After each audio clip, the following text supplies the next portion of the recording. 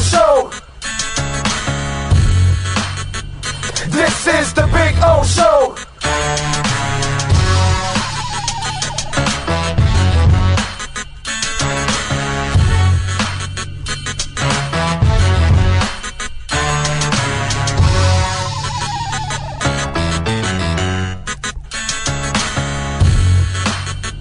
This is the Big O Show. This is the Big O Show.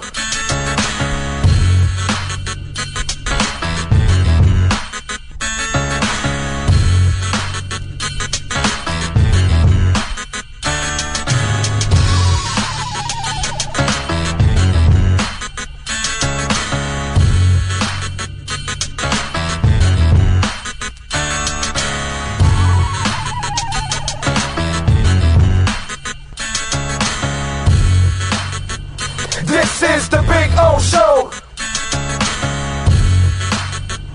This is the Big O Show. This is the Big O Show.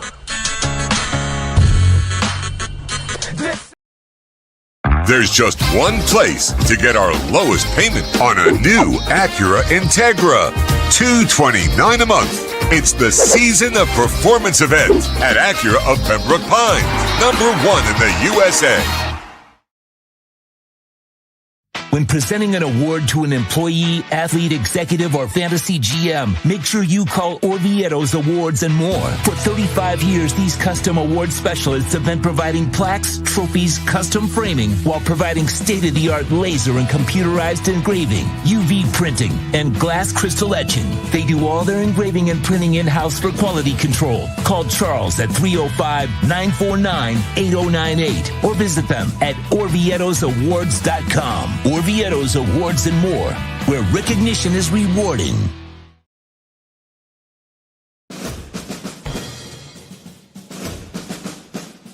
It starts every morning before the sun comes up. Projects are laid out. Plans are made. Equipment is fueled and loaded with inventory to handle all service requests. Orders are given to an army of skilled landscape maintenance professionals, certified arbor trimmers, irrigation technicians, and licensed pest management experts who fan out to communities and businesses all over South Florida. Experienced, on time, and dependable. Our staff is fully trained, licensed, and insured. Contact us by phone, email, social media, or through our website to answer all your landscape questions. We are Cutter's Edge. Total Landscape Solutions. When it comes to your smile, confidence is so important. At Moody S Dental, they provide the services to get your smile back. This family-run practice prides itself by offering the latest technology to give your family the best experience possible. Moody S Dental has been in business for over 30 years with offices in Hialeah and Plantation. They accept most major dental insurances. They provide free new patient exams, 20% off select treatments. To qualify, please follow us on Instagram at moodys.dental. Moody S Dental has been in business for over 30 years. To schedule an appointment in Hialeah, call 305-821-0231 and Plantation 954-692-6825. From Invisaligns, dental implants, same-day crowns, and the preventative care and preservation to get your smile back. Go to moodysdental.com to find out more and tell them Big O sent you. It's game day at Toyota of Hollywood. Our all-stars are here to give you our MVP experience. Join the fun and feast on discounts up to $4,500. Huddle up and score big on a 25 Corolla. Not $26,000, $17,988. It's a tailgate party you don't want to miss. So gobble up the savings at the #1 volume Toyota dealer. Toyota of Hollywood on 441 between Hollywood Boulevard and Sheridan Street. Open till midnight. For over 16 years, EJDconstruction.com has provided South Florida residents quality craftsmanship, accurate project management, and exceptional service. That's why EJDconstruction.com is an A-rated member of Angie's List and the Better Business Bureau. When you're looking for the right custom home builder for additions or home remodeling, please call my friend Eric at 305-433-4843. That's 305-433-4843 for ejdconstruction.com.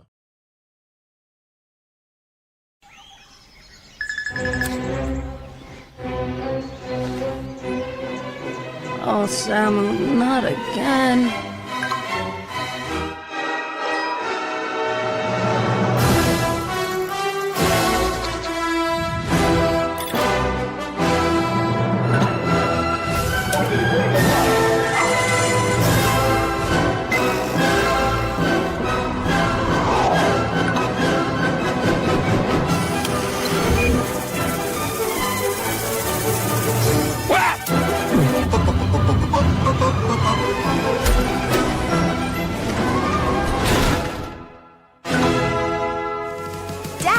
Initiating Daddy's back.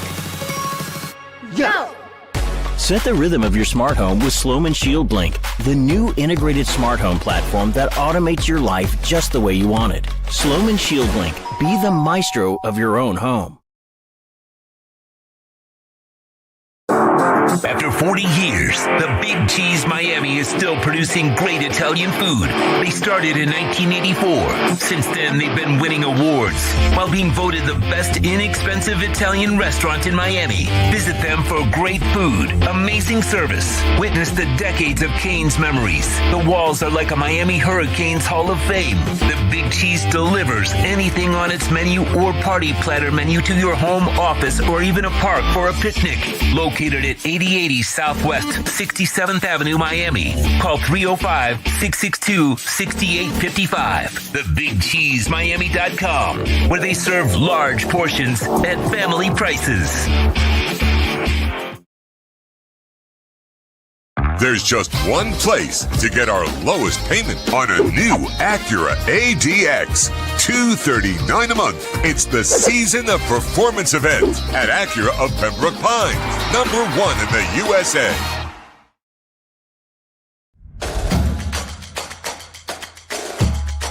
Welcome to Caneswear. New store, new items, same great experience. Family owned and operated since 2010, Caneswear has the latest merchandise from the Miami Hurricanes, Miami Dolphins, Florida Panthers, Inter Miami CF, and more. Come visit us at our store in Davie on University Drive, just south of 595, or online at caneswear.com. Caneswear, the spot Miami fans shop. If you're looking to take your home or business to the next level, then RM Contractors can assist you.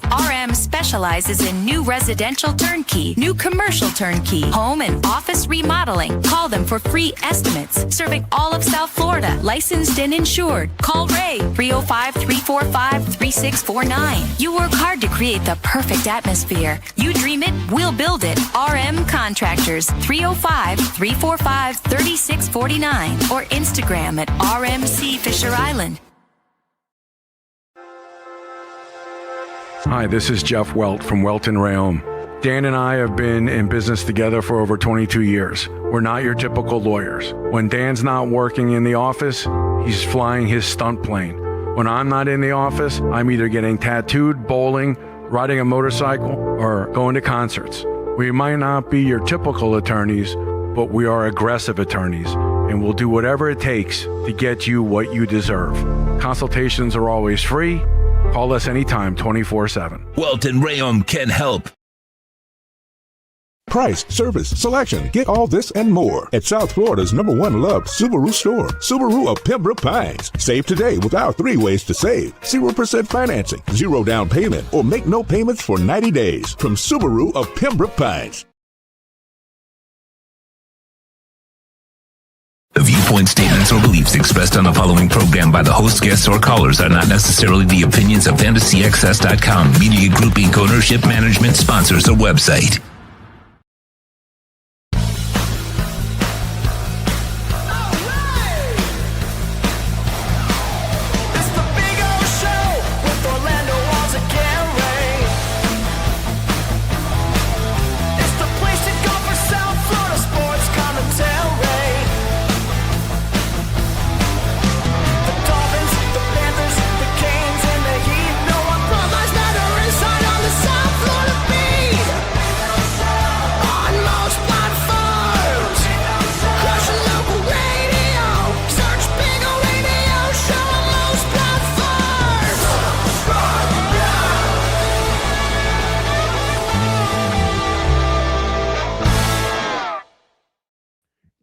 Good morning, boys and girls. Welcome aboard on the program. Time to have a little fun. Time to rock and roll. Well, the markets aren't, they're rolling. Or they're more rocking, right? No, they're rolling. They're rolling downhill right now. Dow is down over 100 points to open it up. 122 points. The S&P, 112 now, I'm sorry. S&P's down 51, and the NASDAQ is actually up almost 2 points. Bitcoin is also down to start off the morning. We are in the, 86 range, 86.6. So there you go. Dips. Gold dipped like $100 right now, which, volatility is everywhere. Anyway, we've got it. It is January 29th, 2026. It is day number 19,005 since the Miami Dolphins were world champions. It is day number 8,788 since the Miami Hurricanes were national champions. And coming across the wire, the Miami Dolphins are hiring Bills CB coach Jamil Adai. He will be the same role here. He'll be the DB coach. And he has coached at the University of Miami and Georgia and West Virginia and Minnesota and Arizona and all that good stuff. So that is some news that is breaking in. Pete Thamel, I think, was the one that broke that story with Miami adding the coach from the Bills. So there you go. All right. Good morning, one and all. Good morning to the great Sean Stanley. Hope you all are doing well. Don't forget to please smash the hell out of the like button. Very important that you smash the like button and get the algorithms going as always. So also a nice dip for the altcoins too at the same time, because when Bitcoin dips, the altcoins crash. That's kind of the way it goes. Anyway, we got some stuff to talk about. Congratulations to UM yesterday. They got a win over Stanford. Sean Stanley, why don't you give Coach Jai Lucas and the Canes a victory cigar? So congratulations to them. They improved to 17-4, 6-2 in the ACC. Malik Renault with 20 points. I just have I look at it casually, but I don't really follow it, to be quite honest, because I'm old, man. And it's just, I'm ruined. I've mentioned this many, many times. I am ruined. I grew up with 80s and 90s college basketball. You can't sell me this stuff anymore. You know what I mean? There's a whole generation of you that this is all you grew up with, so this is all you know. You know what I mean? You don't know any better. But those of us that know better, it's like, wow, you took away my college basketball. You know what I mean? Like, it's not the same anymore for me. I just can't. When the tournament comes around and, hopefully the Canes will make it, I'll watch it and root them on and all that. But I don't know. What I'd like to know is, how does an older person like myself, how can they really get into today's college basketball? How do they do it? Like, what do they talk themselves into? Because you're not seeing anything that resembles what we used to have. So it's just, that's the part, like, they've bait and switched you. And, I guess we just have to wait for generations to turn over, and they don't know any better because this is all they'll grow up with. So to them, this will be the norm. But to us, it's a ripoff. You know what I mean? That's the thing about college basketball. College basketball is ripping off the older generations, because the older generations saw David Robinson and Patrick Ewing and Michael Jordan and Larry Johnson and and Christian Laettner and all these guys play 3 and 4 years in college basketball. It's just, It's just hard, man. It's hard. It's hard for me to watch college basketball nowadays because I look at it and I see Mickey Mouse. That's what I see. I see Mickey Mouse. I see a watered down product that is a skeleton of what it used to be. 0 stars, 0 rivalries. Just there's nothing to it. You know what I mean? There's just nothing to it. And so it's kind of sad that that's the case, but I'm glad. Again, here's the blessings for a person my age. I got to experience the 80s and the 90s college basketball. And if you didn't, you lose in a huge way. You know what I'm saying? You just lose in a huge way. So I'm blessed that I got to see college basketball at its peak when it was really great. Now it's just a little novelty. It's nothing. You know what I'm saying? So it's a shadow of what it used to be. So it's hard for me, and I refuse to lie to myself. I refuse to lie to you and all that. It's just, for a young person, they don't know any better. So it's different for them. You know what I'm saying? For them, this is all they have. They don't know what it's like to have they have no idea what it's like to have Duke and UNLV battle for 2 years with a whole bunch of NBA players on each side. It's just, yeah, that's the sad part. That's really the sad part. And that's where, for me, college basketball has completely lost it. Like, it's just, I just would love for somebody that's older to explain to me, how the hell do you transition one to the other? And because there's no way you can make it have the same importance. See, college basketball used to be must-watch television.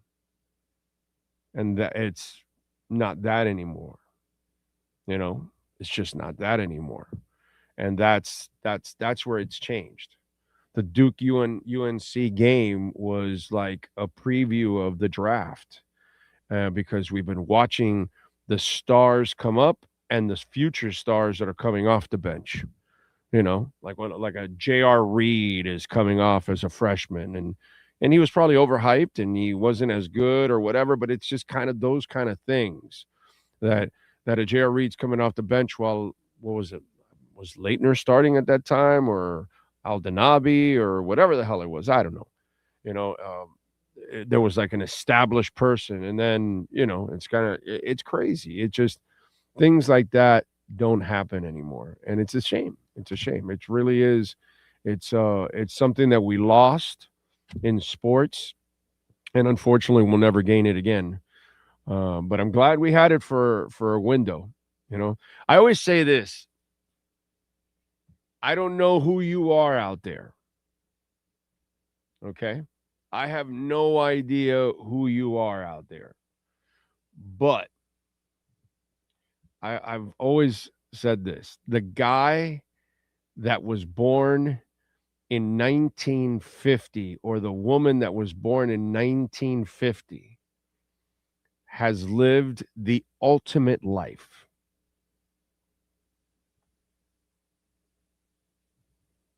Whoever, any of you out there, I don't know if anybody's watching, anybody that's going to watch or whatever.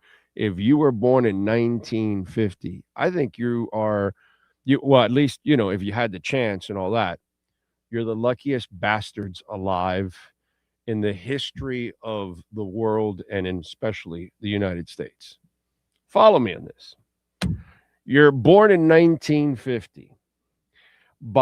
So now you're a kid during the 50s. Cool era to be a kid, right? Then you are 10 at 1960. Now you're into the 60s. And now you're growing into your teens and later teens into the 60s, that by 69, you could be at Woodstock if you want and see all the things that went on in the world in the 60s. The explosion of rock and music, and obviously politically, all that kind of stuff. There's a lot of things going on that you could have experienced. Then you hit 1970, you're 20. So all of a sudden, the punk disco era, all the other stuff that went on, you live it from your 20s into 1980 when you're 30. And you're 30 during the 80s, which is a great time to be in the 80s, be in your 30s. Okay. Then the 90s roll around and you're in your 40s, the last great decade that is left. Okay. And now you're, 50, 60, 70 and all that. These are the shittier decades. But that person lived the best decades and was able to then take advantage of those best decades as a child, as a teenager, as a young adult, as an older adult. So any of you that are born in 1950, I think you are the luckiest bastards alive, because you got to see everything that was at its best, period. You know what I mean? Life, sports, the economy, the dollar, everything. Everything was just way better. There wasn't as many crappy people in the world and sick people in the world and all that kind of stuff. So I think I've always thought about that. Anybody that's born at 1950, man, your timing could not have been better. I know now you're in your 70s. That's cool. It sucks. I get it, because it all sucks for all of us to get older, but you kind of live those best eras in a peak every time, which I think is pretty cool. So there you go.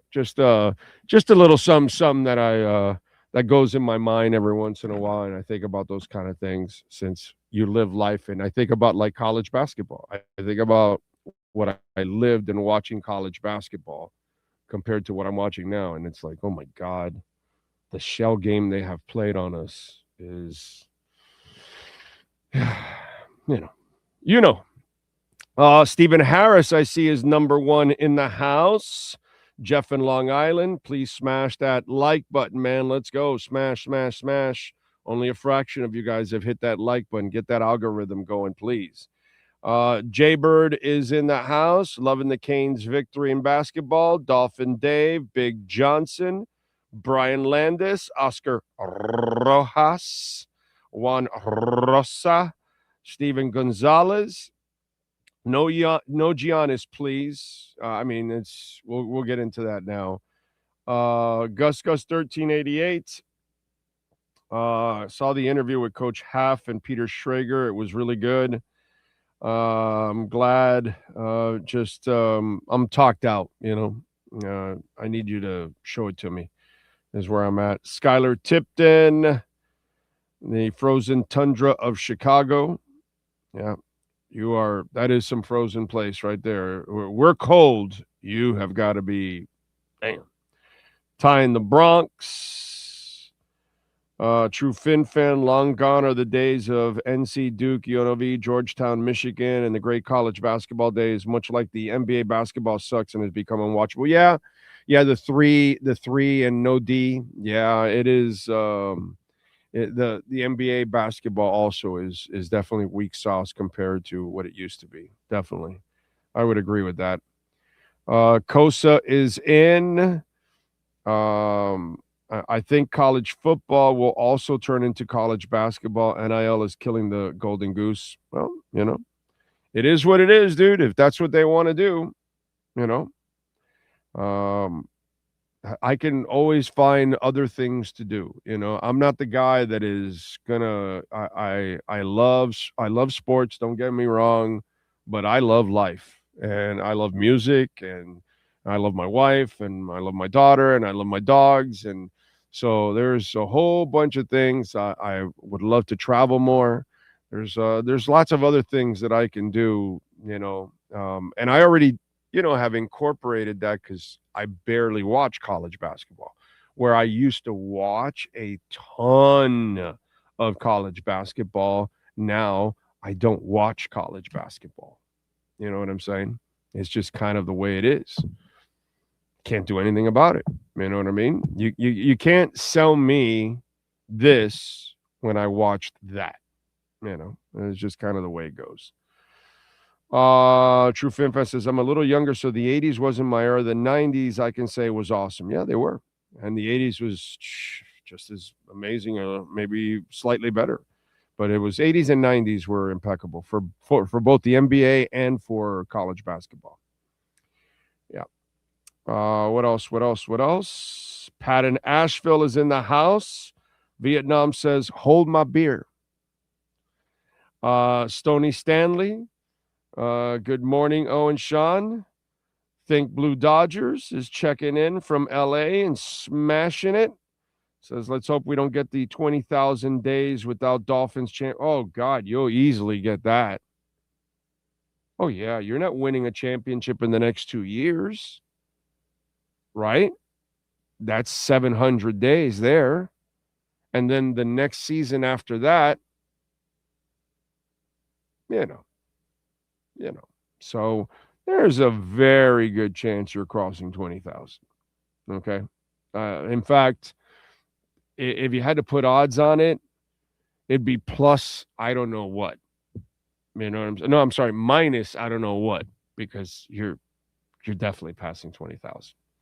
Oh my God. Yeah. Big time.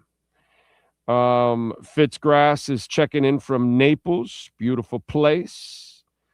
Jamie Zorea in San Jose. Thank you, sir.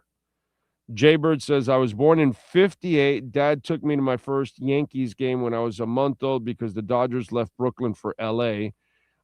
Brand, a Dolphin fan because I hated the Jets before I moved to South Florida. You know me. Yep, there you go. So you just missed my magical window by 8 years. That's whoever, any of you out there, bro, born in 50, I think like you timed everything. Just absolutely perfect, dude. Absolutely perfect. And by the way, you got to party in the 60s, the 70s, and the 80s, and the 90s with no social media, no phones, no nothing. So, you know, whatever mistakes you made, they were there and gone, and nobody saw them ever again. Nobody knows about them ever again. So, you know, that's where you win. Nowadays, kids, wow, they're in a terrible position nowadays because of social media. It's something that they'll have to live forever. That's rough, dude. That's rough, isn't it? Speaking of Naples, all year cooling and plumbing. We love Tommy Smith and all the great people at All Year Cooling and Plumbing. They know how to get it done from Vero Beach all the way down to Homestead. They've got a new location in Naples. So if you're having plumbing, cooling issues or heating issues like right now, they've been in business since 1973. So this is 53 years now that they are starting. This is amazing. Over 350,000 satisfied customers. Check them out. Florida's #1 AC and plumbing service, extended warranties, financing is available, same-day installations, free repairs, 7-day-a-week service. All Year Cooling installed my AC in 2010. Okay? It's 26. So that AC has been there for 16 years. All right. And and it was Tommy's dad, actually, Tommy Smith Sr. He has passed away, rest in peace. And Junior has completely taken over. He's been there forever also, but, you know, he's taken over and it has exploded and they do great work, man. So reach out to them and tell them that Big O sent you. 888-204-5554. That's 888-204-5554. All right. Don't forget, folks, smash the like button. Please smash. 93 are watching. There's only 33 likes at the moment. So let's go. Please pick it up. You can also hit the notification bell. That way you know when we go live, because sometimes we're not on every day at 10 a.m. Sometimes depends on the sponsors. They control it. If they want us a little later, then we do it, you know. The good thing is, Sean, sponsors haven't told us they want us earlier. That's the good thing. Okay? We want you to do it at 7 a.m. So, that's a good thing. I don't want to. That's one thing. When I started this platform 6 years ago, I did not want to start doing this show like super early in the morning and wake up and be a slave to that. I was like, no, dude, I'm in control of this now, and Sean and I will work at our own pace, or Bill and I will work at our own pace. Rest in peace. Miss that son of a bitch. Damn, I miss him. Anyway, don't forget, folks, you can make a donation to the show, Cash App or Venmo at Cash Big O Show. You can send in your questions, your comments, your insults, all kinds of good stuff. Always appreciate that. Thank you, and thank you. Many ways to support us besides our sponsors. Donations is also another way. What else? So Cala Joe says, morning, for me, the 70s and the 80s were the best. Man, if I knew then what I know now. Yeah, definitely. That's with everybody, right? Hindsight is a beautiful thing if you had it as a weapon. Is Frankie still trying to jump on the Canes bandwagon, or is he walking? I think he's walking now. I think Frankie's happy with his Tulane guy. He actually looks the part, I got to tell you. The guy that the Gators hired, bullshit aside, he looks very competent. So we'll see. He has now all the resources. It's kind of like that line that that Half said that Stephen Ross or Sully said that Stephen Ross told him that if you fail here, it won't be because you didn't have all the resources. And which is true. You'll have all the money you need here. That's always. So we'll see what happens now. We'll see if the guy can get it done. But he actually, again, I don't care about the Gators, but I'm an objective mofo. That's for damn sure. He looks the part. So we'll see. We'll see. He did a good job there at Tulane. Andrew Moore, morning, trucking and listening in Fayetteville, North Carolina. Thank you, Andrew. Be safe out there on those roads, my brother. All right. We'll be hitting the road on Saturday morning. So hopefully we'll have that heater on. That's for damn sure. What's it called? See, as a father of a 23 and 22 and 11-year-old, it kills me to see the shitty era that they have to live in. Talk about getting a shitty deal. Oh, man, our kids have gotten the rawest of deals, bro. And our idiot presidents since 2001 have printed 32.5 of our $38.5 trillion deficit. 38.6 now. We went over the half. We're at 38.6 trillion because we're adding billions, by the day. So it's just crazy stuff that's going on. So yeah, our kids have this whole stupid social media crap. The way life is now, there's so little freedoms, to be quite honest, compared to the freedoms that we had. And then they're inheriting all the stupidity from our two parties who produce just garbage every 4 years and put in the White House. So yeah, it's bad, dude. It's bad. It's like those of us that are older, we are super blessed to grow in those eras. And, but those of us that have kids, I have a kid too. She's 26. She's not a kid, but she's still a young woman. And she has had to grow up in this crappy era, and what's coming, which is only going to get worse, unfortunately. So yeah, I'm with you, True Fin fan. It sucks. So yeah, my favorite sport to watch is hockey in the playoffs. Nothing like Dolphin Dave. There's, I'm a football guy, and hockey is the best sport, period, in the playoffs. There are no better playoffs than the Stanley Cup playoffs. No better playoffs. I agree with that. I agree. And I'm glad that now we have a relevant team in the NHL, which is really, really cool. By the way, they're back in action tonight against the Blues. They got a sorry team. Let's go. Let's get those points. Let's get into that playoff spot. Lisa Rose is in the house. Lenny says, don't forget about me regarding the whole Brian Flores thing I asked about yesterday. I know you have to try and remember something, but I'm just curious. Yeah, I'll try, man. I'll try to remember something, and I'll come up with it if I can and all that. I'll see if I remember something. Just give me some time, you know. Maybe I'll talk to people, too, along the way over the next couple of weeks, months. And I'll ask them, hey, give me a story.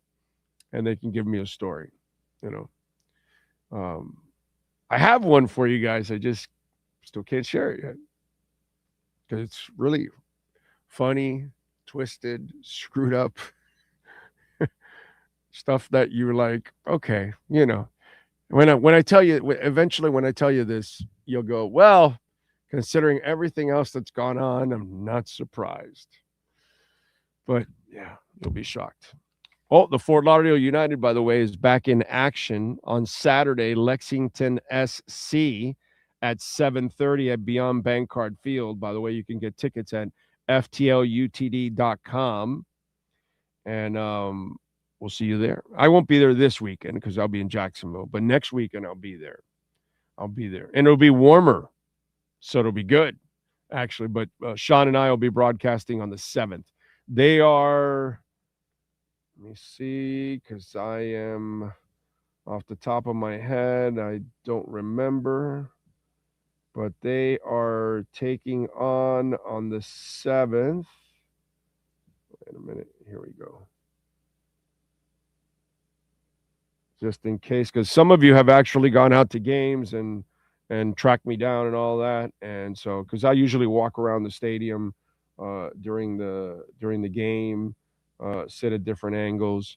On the 7th of Saturday, the February 7th, they take on Dallas Trinity FC there at Beyond Bankcard Field. They have 3 straight home games to start off the second half. The 14th, they take on Brooklyn, okay, at Beyond Bankcard Field. I am sure, okay, that Jay Gelfin will be at the Brooklyn game, too, at the same time. He'll be rooting for Fort Lauderdale United. But, you know, he'll be thinking about his New York roots out there. So 3 straight games. They've got Lexington SC. They've got Dallas Trinity FC. And then they've got Brooklyn FC coming up over the first 3 weeks. They've got to pick up victories here. Let's get into the playoffs and make another run for the finals. So there you go. All right. Let's see what else. Don't forget climate change, Big O. Yeah, that's the other thing, that they're getting more extremes now of climate change, too. They're going to deal with all of that over the next 20, 30, 40, 50 years. Yep. I remember when a Big Mac was a large burger. Remember that? And the Whopper was like it took 2 hands to hold a Whopper. Wasn't that the deal?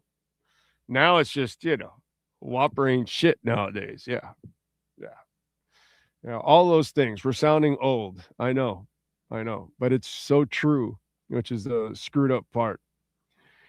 Anyway, Oscar says a wishful trade. Oh, this usually comes from the unrealistic part.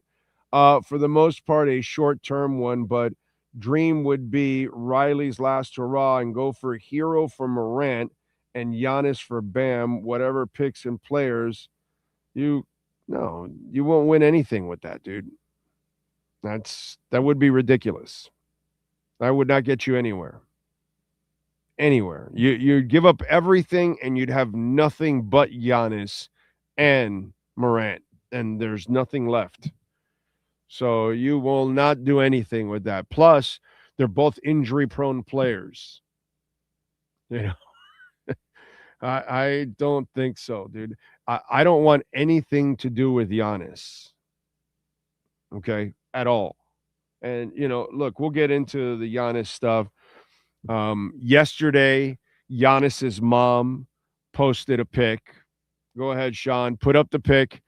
She put up a pic on her Instagram, and it's a pic of Giannis and his family at the Heat Arena. Okay. There you go. So that started off the whole thing. And, we were on the show yesterday and Sean read Barry's tweet when the whole thing broke about Giannis, about, was it Shams reporting that the Giannis trade now will start being explored. And then Barry retweeted that the Heat will explore this or whatever. And Sean read that. So this now came right after that in the afternoon. And then that stirred it up. And so now we have, the silly part of Heat Nation who starts talking about all these trades, great dude. Okay. They do an excellent job. They have, they screw around a lot, but, Tobin does that kind of stuff there. He talks about all the silly trades that the Heat never make, and it's just, stuff to like troll fans and all that. I don't do that kind of stuff because it's just, if it's not realistic, I'm not going to talk about it, because it's just, I'm just going to shoot it down because it's not realistic. And that's why it never happens. And that's why everybody that does all this stuff is, wrong. But you can't fail in fans' eyes doing all that kind of stuff because it's harmless. You know what I'm saying? What's harmful is telling people the truth. What we do on the show, that we tell you the truth. You know what I mean? Hey, dude, the Dolphin season's going to suck. Sorry, but it's going to suck. Or you're not getting Giannis, or you're not getting this, or you're not getting that, which you never do. And you're not getting Giannis. First of all, let's start off with that. You're not getting Giannis. Okay? They'll have better packages like always. And by chance, if the Miami Heat are catastrophically stupid, and by the way, over the last 10 years, the Miami Heat over time have proven over and over and over and over again that they are catastrophically stupid. Okay? Signing Whiteside to a long-term deal is catastrophically stupid. Extending Jimmy Butler after the second championship, catastrophically stupid. Okay? Those are the facts. Knowing that Dion Waiters needs ankle surgery and you still give him a 4-year contract, categorically stupid. Okay? Trading for Kyle Lowry, this was as dumb as it gets. They have done some dumb shit in 10 years. I'm sorry, but those are the facts with the Miami Heat. They have no foresight whatsoever. In fact, I feel like they're thinking more with foreskin.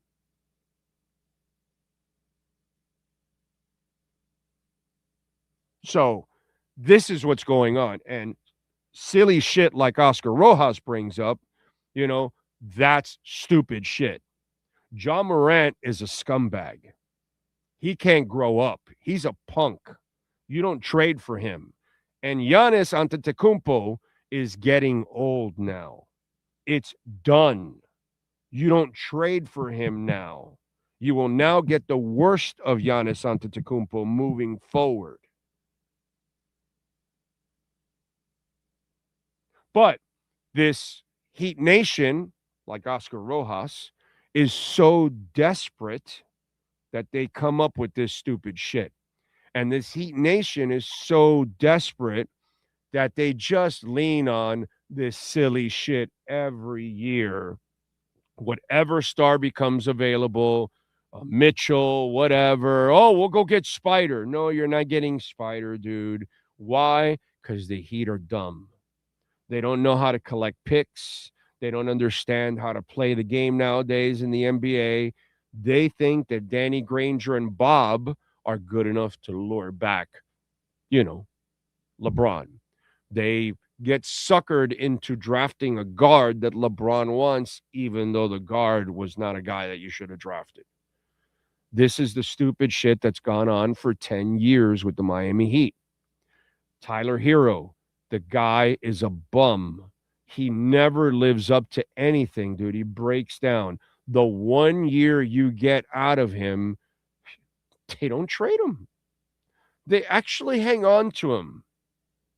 They actually think that Bam Adebayo is a franchise player. Now they're convinced, finally.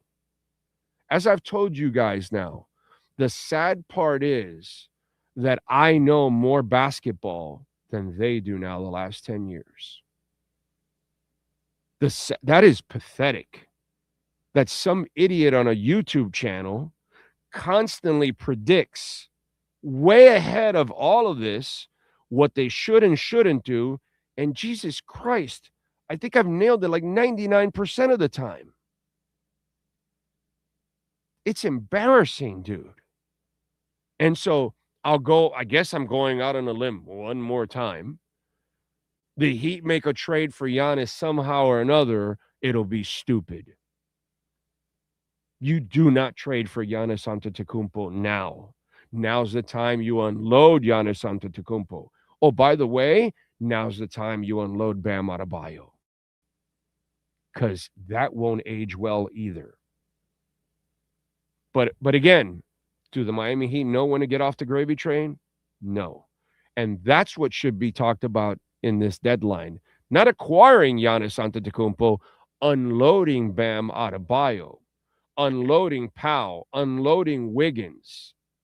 Go get as many first-rounders as you can. You already effed it up with Tyler Hero because you had no foresight. Plenty of foreskin, but no foresight. So that's all I can tell you is that the Miami Heat are absolutely a lost ship. They are a rudderless ship.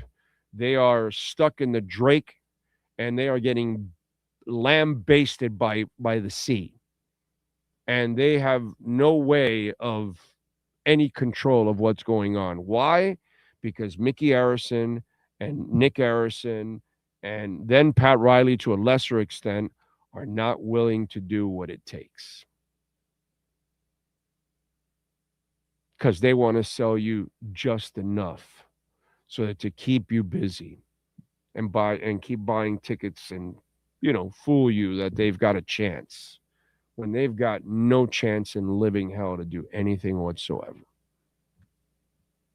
So that's where I stand with Giannis Antetokounmpo. Make sure you get rid of his ass. The idea of acquiring Giannis Antetokounmpo, even though I don't think you will when it's all said and done. By the way, Acura of Pembroke Pines will be there on Friday, tomorrow, and they've got the customer appreciation sales event going on right now. 2026 Integra, they've got it in at $239 a month, 2.9% financing. 2025 models still have a few. The ADX 239, you can get a 1.9% financing. That's ridiculous. Right now, you can get some really good financing rates. The RDX 2025 model, $369 a month, 3.9% financing for 60 months. The TLX 2025 model, $389 a month, 3.9% financing. They've also got a fleet of certified pre-owned vehicles. The lot is always loaded. One of the things that Larry Schlossberg does, and one of the things that I admire about it, because even through the pandemic, I was always impressed. His selection was second to none. You would go to other dealerships and they just don't have the same selection. And especially during the pandemic, whoo, doggy. Well, with Larry, it doesn't matter when you go, you're going to have a large selection of cars. So if you're looking at the TLX, you're going to see several of them, or the RDX or the ADX. That's just the way it goes. Go to 15601 Pines Boulevard. Take advantage of the customer appreciation sales event. Tell them that Big O sent you. They'll take care of you there at Craig Zinn's Acura of Pembroke Pines. All right. Let's see. Pat says it's cold as F in Mobile right now. Gonna be in the 20s on Saturdays for the Senior Bowl. Yep. I'll be in Jacksonville on Saturday and Sunday, and it'll be there. It'll be in the 20s. So yeah, I'm feeling you, man. Good thing is the concert is indoors. Thank the Lord. Whew. Man.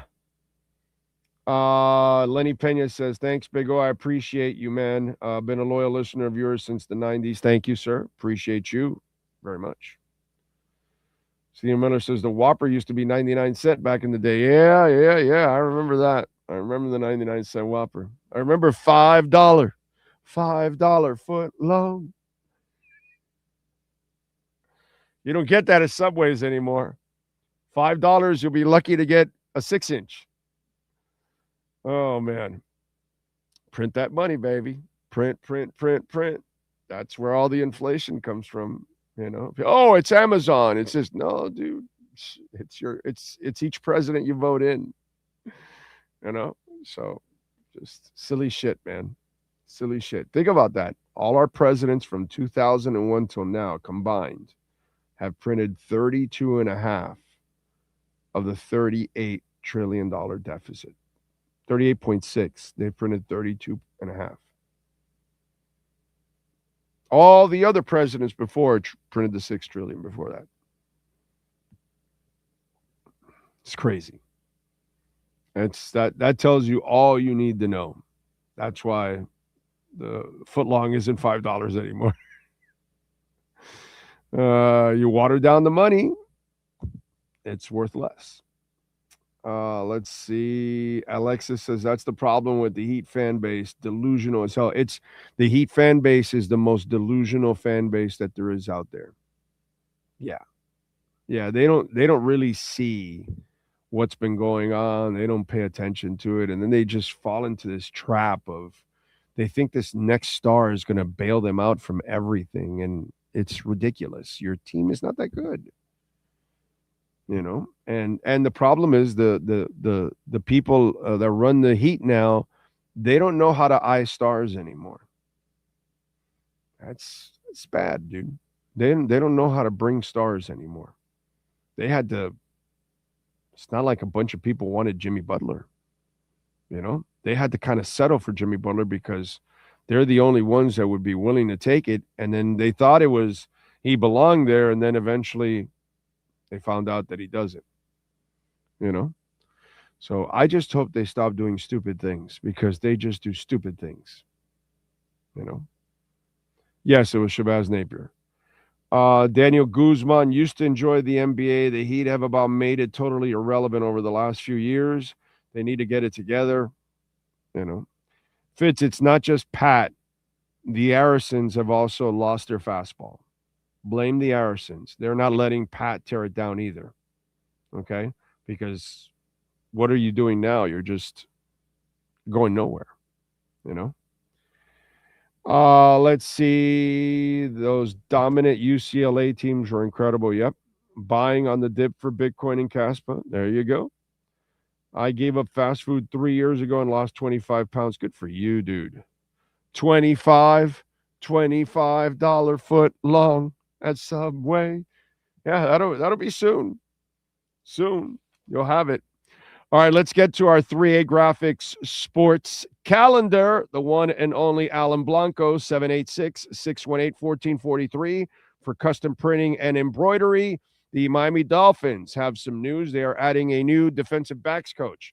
They haven't added a defensive coordinator yet because he's so baffled with the defensive coordinator. He has no idea who's going to hire, but he'll hire everybody else. Meanwhile, Weaver, we still don't know if he's getting the Arizona job or not. Anyway, Jamil Adai is the former Bills defensive backs coach. He is now going to be the Miami Dolphins defensive backs coach. UM last night defeated Stanford 79-70. They improved to 6-2 in the conference, 17-4 overall. Malik Renault, 20 points and 5 rebounds. Saturday, they will take on Cal. The Heat, they lose to the Magic 133-124. They went 0-4 against the Magic this year. Miami is 25-23. They had a turd quarter last night as they got outscored 40-20. Powell 22, Bam 21. Trade them. Fontecchio had 23. Somebody gives you a second rounder or 2 or 3 of them for him, trade him too. Tonight, the Heat will take on the Bulls. Bulls are favored by 1. The over and under is 240.5. It's minus 110 on the money line for both teams. Tonight, 8 o'clock at the Enterprise Center on the road in St. Louis. The Panthers will visit St. Louis. Panthers minus 150 on the money line. The Blues are plus 130 on the money line. Saturday at 7:30 at Beyond Bankcard Field. Fort Lauderdale United will restart the second half of the season. They will host Lexington SC. Get your tickets at ftlutd.com. Very affordable and also great to take the kids because there's a lot of games and stuff that they can do, and they'll have a great time out there. Bundle up. All right, that is your 3A Graphics sports calendar. All right. Where are we at? What's the market doing? Wow, we had a hard dip, 84.5 right now. Man. Let me see what's going on with the Dow. More Trump dumps. Dow Jones is down 278 points. The S&P is down 87. And the NASDAQ is still up almost 2 points. So, and the dollar is probably continuing to fall, right? Because the dollar has been crumbling. Let's see. Which, of course, makes it harder for the consumer because if your dollar is worth less, it's never really a good thing. Yeah, it's at 96.55, a little up from 96.20, I think is where it was. So there you go. All right.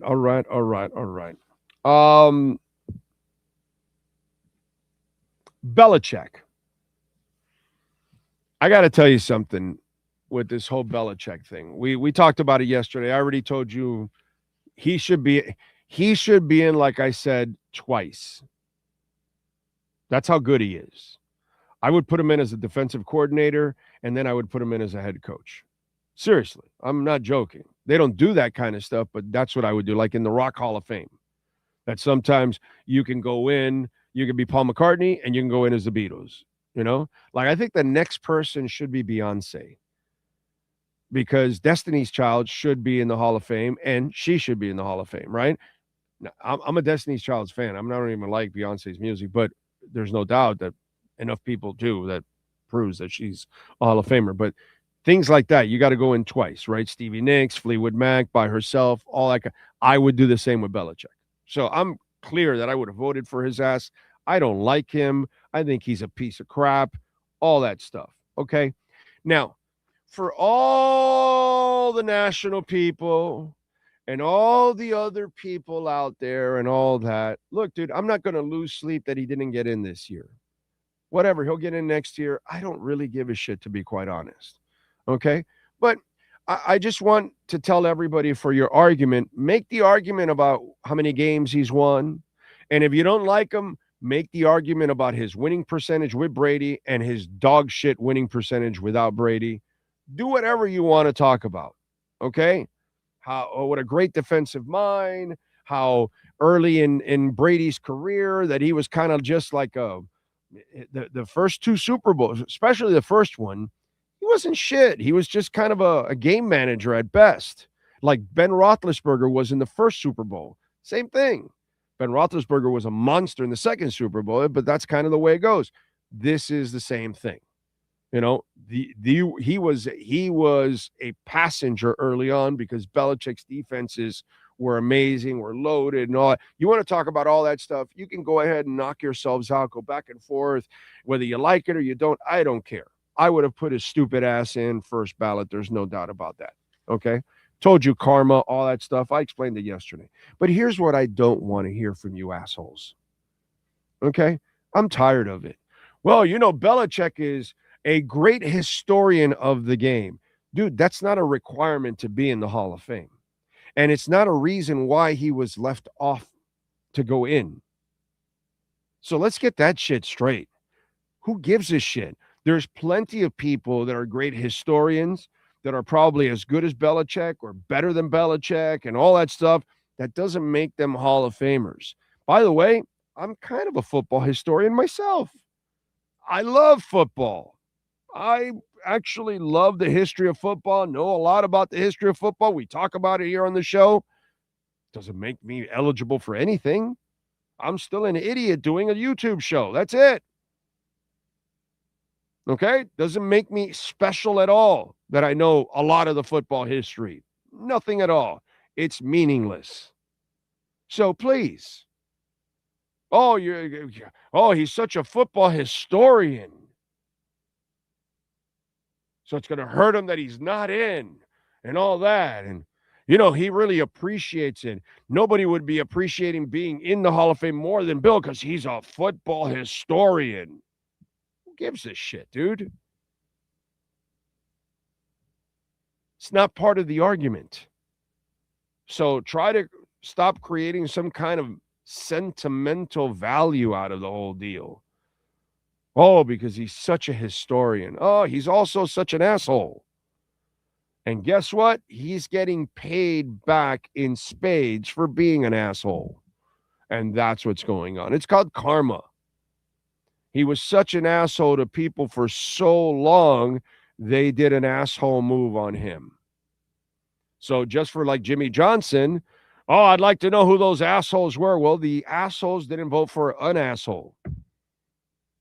Kind of the way it goes, unfortunately. He'll get in next year. Next year, he'll get all 50 votes.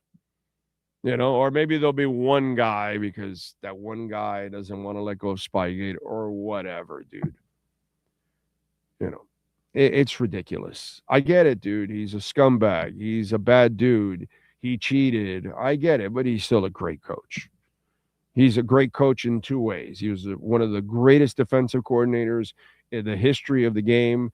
Nobody has seen a better defensive coordinator than that guy. He's like top 5.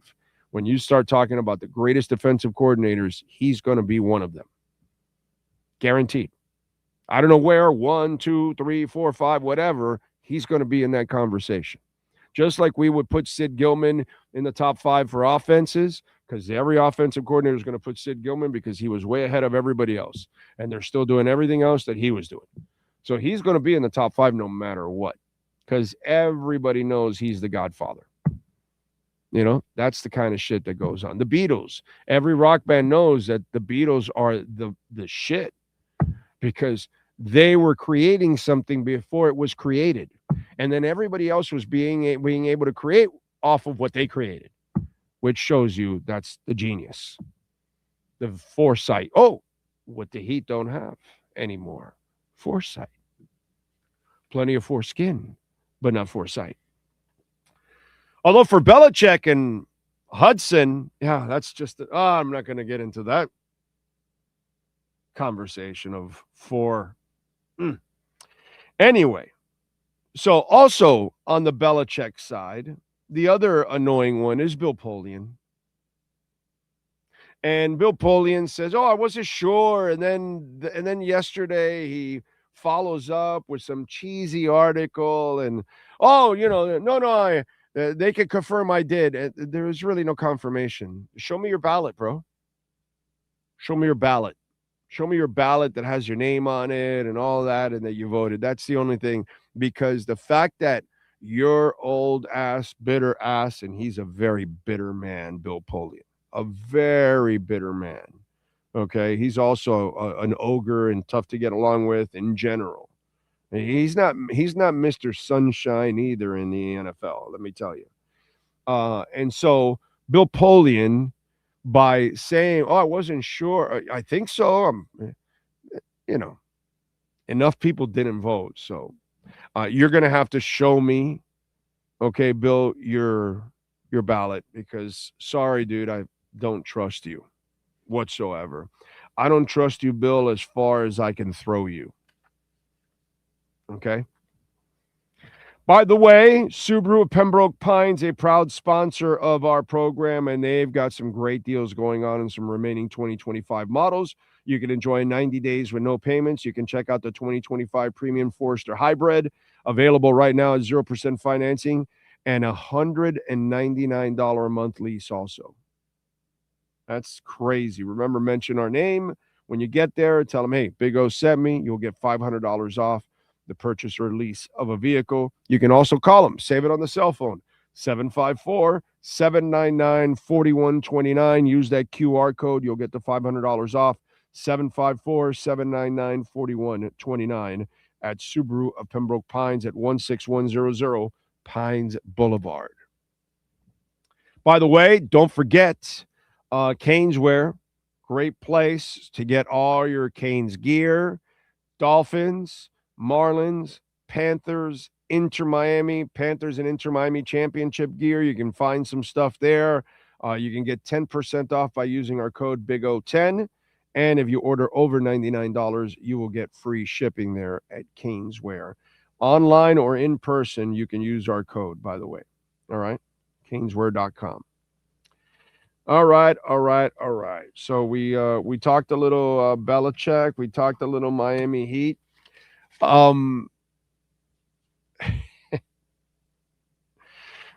It's funny. This has been an off season.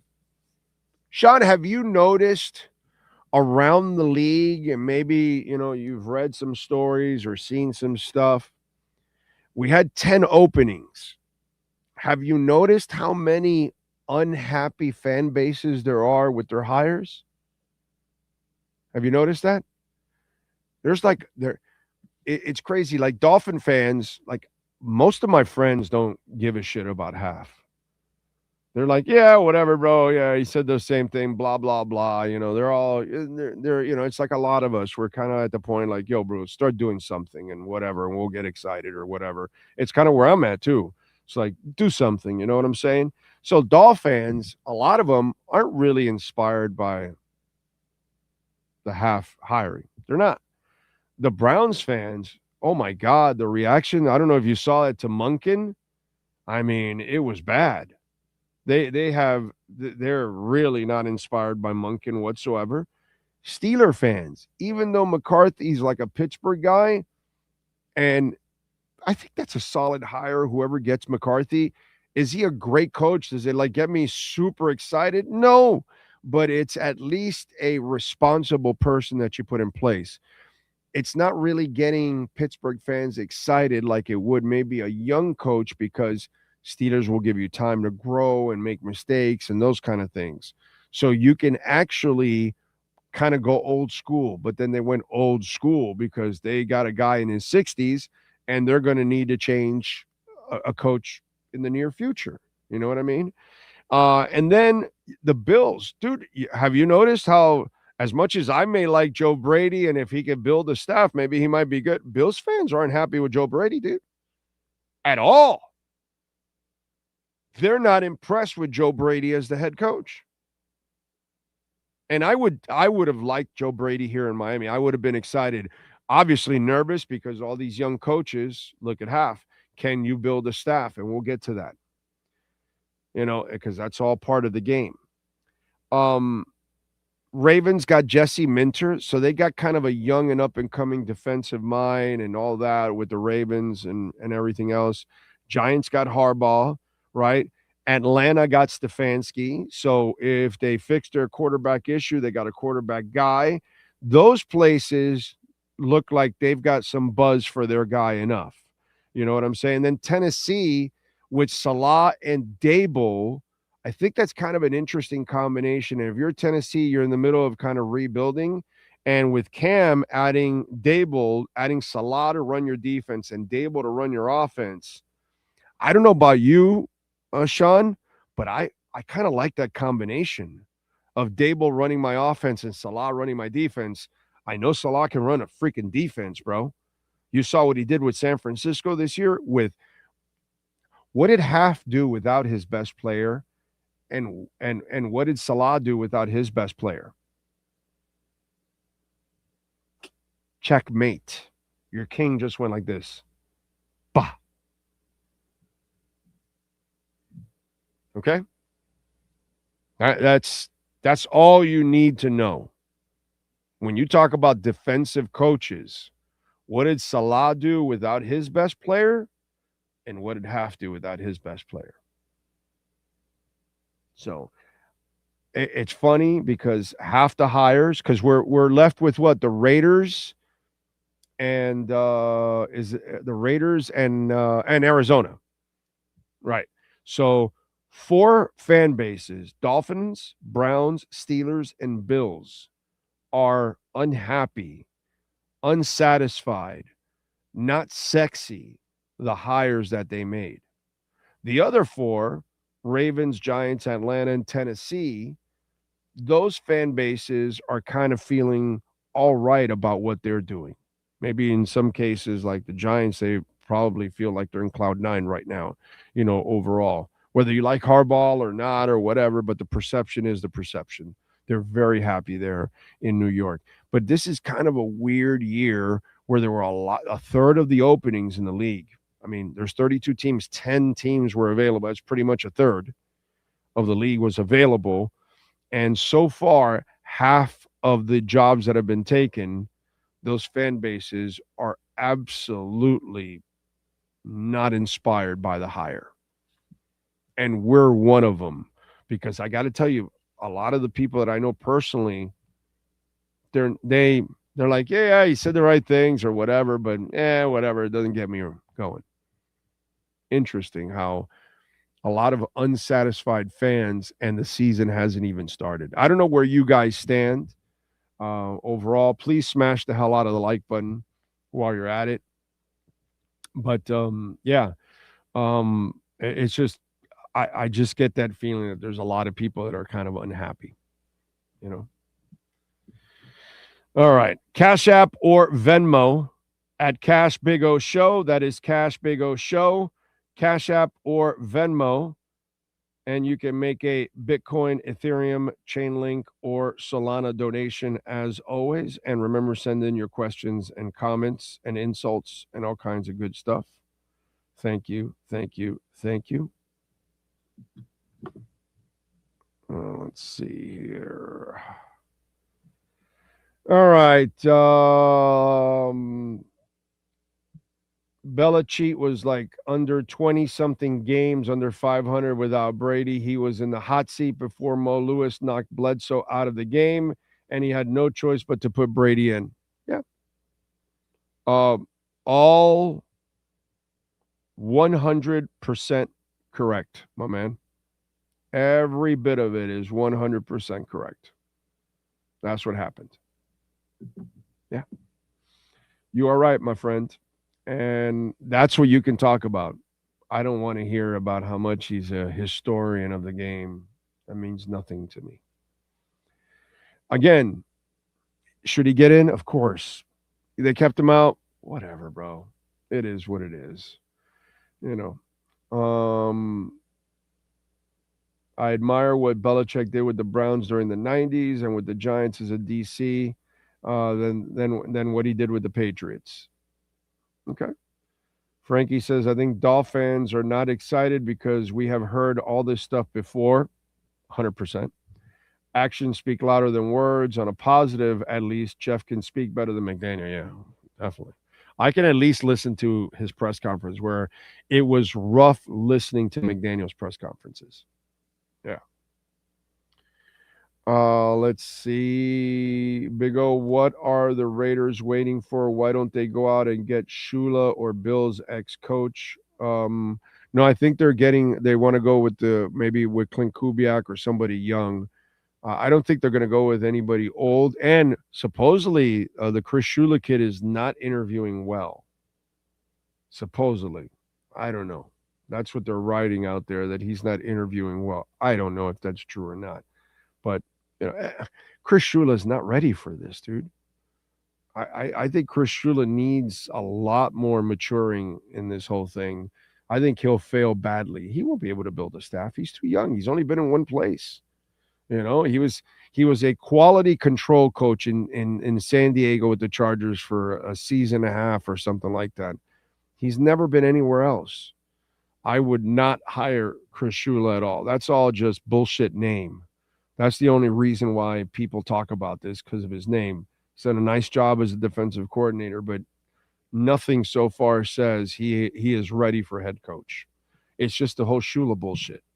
That's all it is. People have no substance about it. They're just using the Shula name. That's all it is, because there's no substance to it. There's no argument you can really make for him to be a head coach right now. He's not ready. He's not ready. He'll be a massive failure as a head coach. So, True Fin Fan says, I'm in the don't give a shit with the Dolphins. The last error left me with a bad taste in my mouth, and it's going to take a lot for me to get over it. It's the same old Dolphins. Yeah. Plus, why get excited in today's NFL? A lot of coaches are losing their jobs within 4 years, within 2 or 3. We just keep them around here longer than they should be. They should have shit canned that clown last year, but we have an idiot owner. So, you know what I mean? When you got a garbage owner, you know, you do stupid things like they did in this search. Big O, I'm content with Hafley for now. I will give him a chance. Yeah, well, you have no choice. You know? Actual Pitt headline after hiring Tomlin in 2007, were others ruled out by Rooney? LOL. Yeah. But he was young then and unproven and all that. So it's kind of, you know, you can ask your questions. But here you got a proven guy, but a guy that he's kind of boring to people. And so that's why it hasn't been so inspirational. It's funny. I saw a large portion of Falcons fans whine profusely about the Stefanski hiring. Really? I saw some people, and I thought, I saw all right with the writers and overall, like they thought it made sense, you know, overall. But hey, we'll see. Finns get the show me treatment, says Daniel Guzman. Tim Big Riggin says the person saying Shula isn't interviewing well, Andrew Filipponi, is a chronic bullshitter. No, I didn't get it from that. I actually got it from a it was from a regular NFL source that said that. So he might be repeating what others have already reported about him not interviewing well. So again, I don't know if it's true or not, you know, whatever. He's not getting any jobs. So clearly he wasn't impressive. You know what I'm saying? You know, he's not alive anymore in the playoffs, and he's not up for any jobs really. So he didn't impress. That's pretty obvious. If he impressed, there are 10 jobs available. And people went with some names that you could have gone with somebody else easily. You know what I'm saying? Skylar says, not sure why this fan base loves misery so much. I understand the decades of disappointment, but this is a new regime. No point in getting too high or too low until we see what they do. Yeah, but there's no point in getting high at all. Unless you're hanging out with Think Blue Dodgers or NorCal. Then there's a reason to get high. But outside of that, there is no reason. See, the thing is that the Dolphins have more than run out of the benefit of any doubt. And it doesn't matter because it's the same owner for 16 years. Doesn't matter what new regime he adds, it's the same owner. So the same owner has been incompetent in adding every regime. So that's why you have what you have, Skylar, because Wayne Huizenga failed with Jimmy, Saban, and Parcells.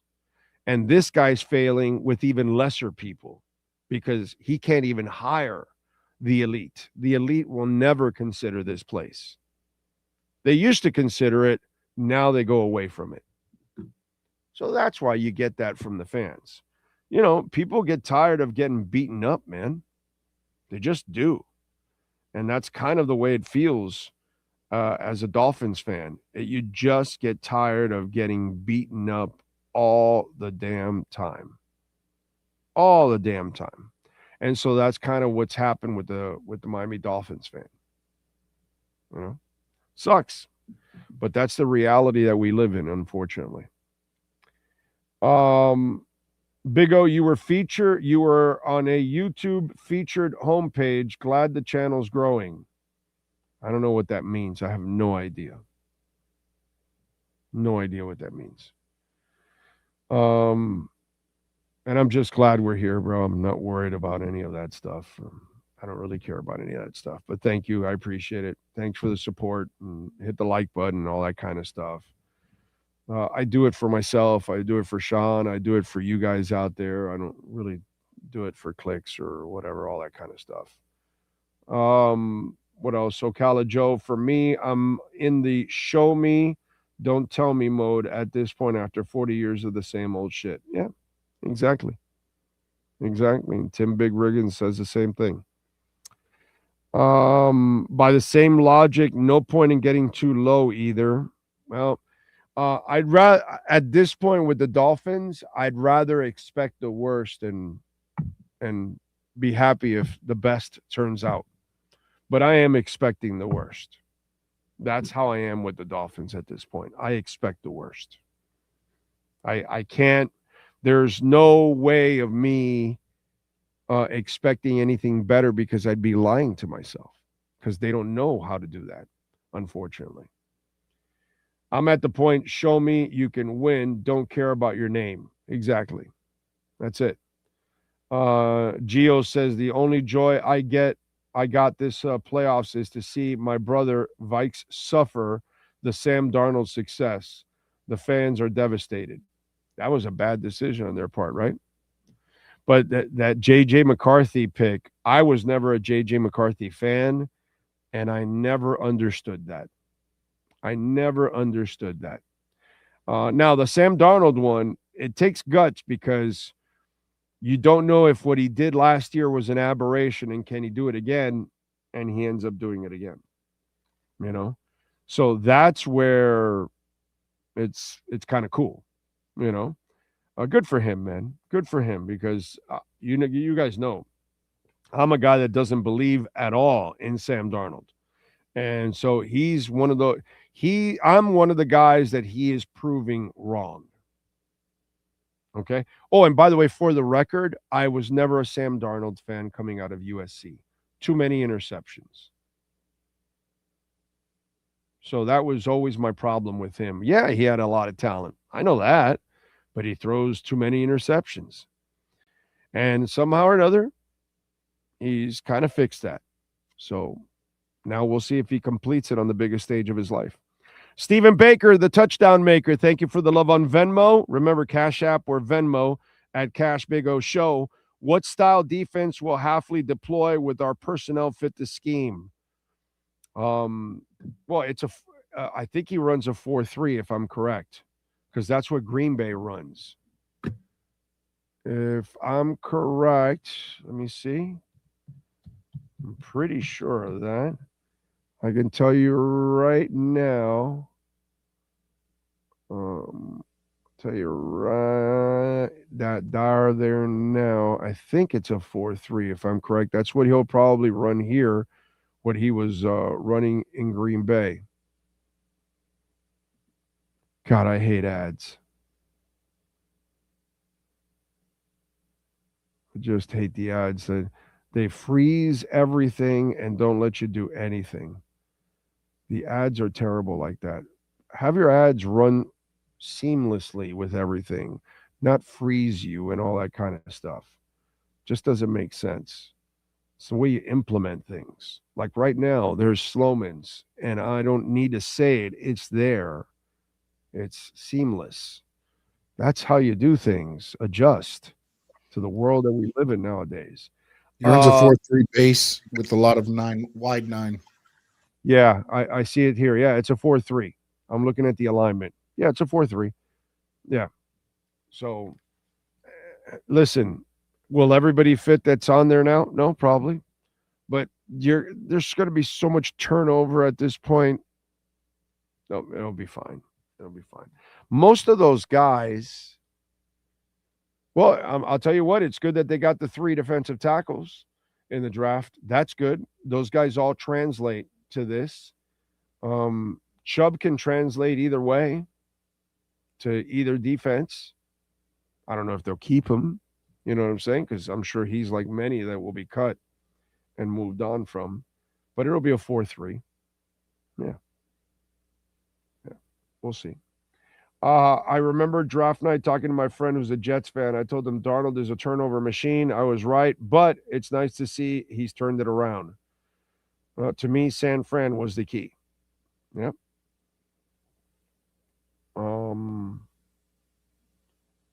Love that the GM said he's going to draft a QB every draft. Yeah, you should. You should. If you don't have a QB, you draft one every year. And when you have one, at least draft one every other year. You know? Can't draft one every year when you have a star, but you got to draft one every other year. You know, you got to be able to develop and then maybe trade them or have the next guy ready to go. So, you know, just imagine Josh Allen watching his former teammates, Stephon Diggs, Matt Collins playing in the Super Bowl at home. Yeah. By the way, Matt Collins is a former Miami Dolphin, and we're, you know, like all Dolphins, they leave the team and they go to other places to have better success. And that's been the case for many, many years now, that people leave the Dolphins and they go and have success in other places, better success in other places. Anyway. All right. So one of the things that I wanted to talk about with the Dolphins, and it kind of shows that the Dolphins are a second-rate citizen still at this point. And that's Butch Berry. Butch Berry decided to leave the Miami Dolphins and go join the Chargers in the same position that he was here in Miami. And you'd figure maybe Slowick doesn't want him. Maybe Slowick has got his own guy, because Slowick was only here for a year. It's not like those two maybe are, you know, buddy or what. But one of the best coaches that you do have, you saw what the Cleveland Browns were doing with their defensive coordinator. Even though it's not right when you're hiring a head coach, you cannot keep a coach and say, no, you've got to accept this guy. That's just wrong, because every coach is different and you've got to let them hire their own people. But in this case, the offensive coordinator is already there. And this offensive coordinator was absorbed by the current staff because there was a small crossover between them. So they kind of had a reputation. But it's also, let's not forget that Hafley is a young coach, and it's not like he can go out and build whatever staff he wants. And Hafley doesn't have a line of people dying to join him. And I don't know how many offensive line coaches are available in free agency that are going to be better than Butch Berry, but I'm going to tell you, I'm going to go out on a limb and I'm going to say there's probably zero. You'd be lucky if there's one better available out there. So Butch Berry decides to go to LA and join Mike and join John Harbaugh, which is much more, stable. He's been out west quite a bit, Denver, San Francisco, so he might like it also out in the left coast too, instead of being out here. And again, you don't know what's happening here. Bobby Slowick is not like, a super established OC or anything like that. So you go there to the Chargers, where they also have a couple of pretty good offensive linemen. They're going to get some of them back from injury. But I found it interesting that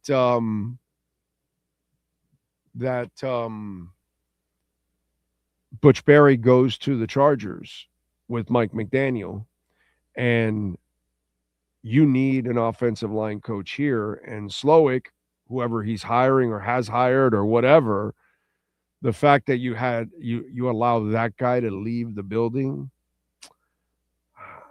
something tells me that Butch, after having a taste of being around here in Miami, he saw it was also second rate, no matter how much money they spent. And he said, I'm out of here and I'm going to the Chargers, because with Harbaugh, I'm going to have more stability. So I think that's a hell of a loss for the Dolphins.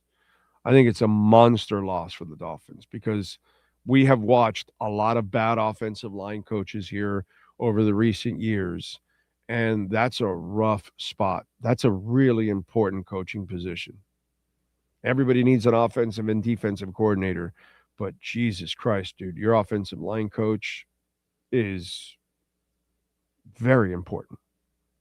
And to see Butch Berry walk out the door and go to the Chargers, I'm not surprised, okay? Because right now that looks like the better place than Miami. And Harbaugh is the better coach than Hafley, more established coach and all of that. So I get it. And there's familiarity for him with Mike McDaniel, whereas he doesn't really know Slowick that well. And he would have to adjust to everything that Slowick wants to do now. And it could be, and it's going to be way different than McDaniel. Bad move for the Miami Dolphins losing Butch Berry. Sad, dude. Sad. Anyway. Sucks to be second rate, dude. Just sucks to be second rate. By the way, at 10:30, the Senate is voting on the Clarity Act. I thought that thing had passed, and it had not passed through the Senate yet. It passed through the House. I thought it was already on Trump's desk. And it'll be there. It'll get there eventually. They've got it. It's just the banks and the Dems are getting in the way, like always, because the Dems want to control us with CBDCs and banking and all that kind of stuff. And we want to get away from that. So that is the hurdle. So hopefully they'll get over that hurdle and the vote will come through. I don't know what's going on now. Sean, if you can, look up Clarity Act and voting and all that and see if there's any news on that coming up. Let me do a little music. What the hell? Let me do a little music. We loves doing a little music. Let's start off with birthdays today. Who was born on this date, musicians-wise? All right. On January 29th. Oh, let's go. Roddy Frame from Aztec Camera, born in 64.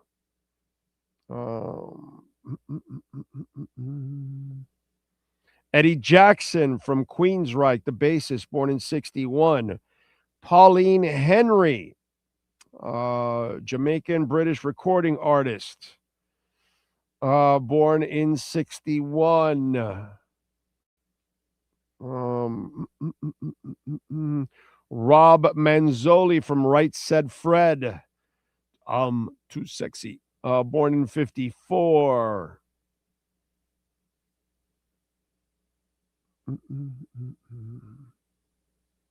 Luis Perez from Los Lobos, born in 53. Tommy Ramone, drummer with the Ramones, born in 52. Thomas Erdely is his real name. Max Carl, keyboardist with Grand Funk Railroad, keyboardist, guitarist, and songwriter. Let's see, born in 1950. David Byron, singer with Uriah Heep, born in 1947.